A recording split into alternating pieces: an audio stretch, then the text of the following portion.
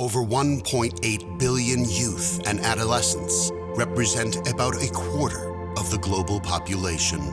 What do they feel about our planet's future post-COVID-19?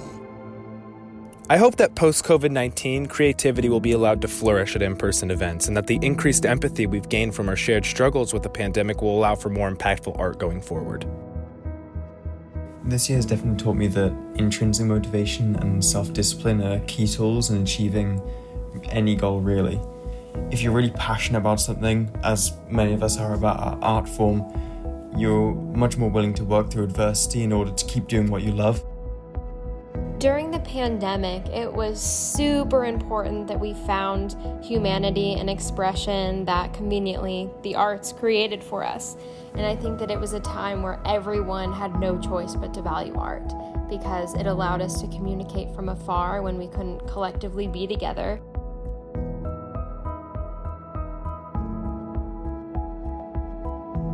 As a filmmaker, I've looked to the art of film to help get through COVID. All forms of art, from sketches to paintings to film and ceramics, can help us to stay inspired and heal after this traumatic period of our lives. So, when you combine art and science, it is something very special because it unites us as human beings, as family. It makes us understand and feel that we all are living the consequences of our actions, and it shouts to us that we have to act now, but act together, because this way we will go further and achieve more.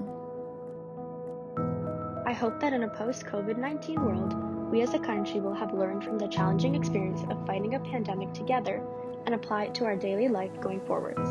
Through the pandemic, I think we all learned a lot about the struggles of having both nationwide and global conversations.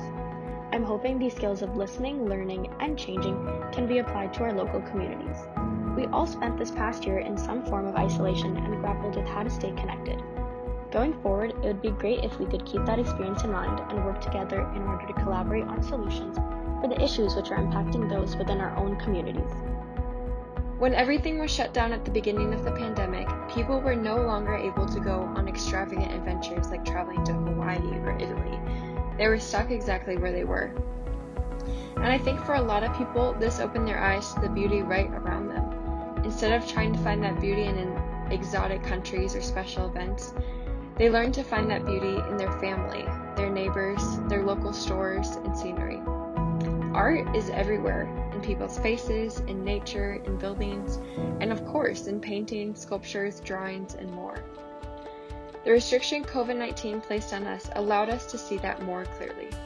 In the face of adversity, I've seen the world become closer than ever before. Of all the scary things that came with this pandemic, I think a rare gift of COVID-19 was that it showed us the power of a united front. The pandemic forced us to reconsider our lives and priorities. I truly believe that collective action by ordinary citizens have the power to solve the global challenges in front of us today. And so, my biggest dream for a world post-COVID-19 is to inspire many others to make a difference in their day-to-day lives. I've learned the only way to push your worldview and see light at the end of the tunnel is to take extreme ownership of your ambition, of an ideal world, and manifest that through leading by example, relentlessly.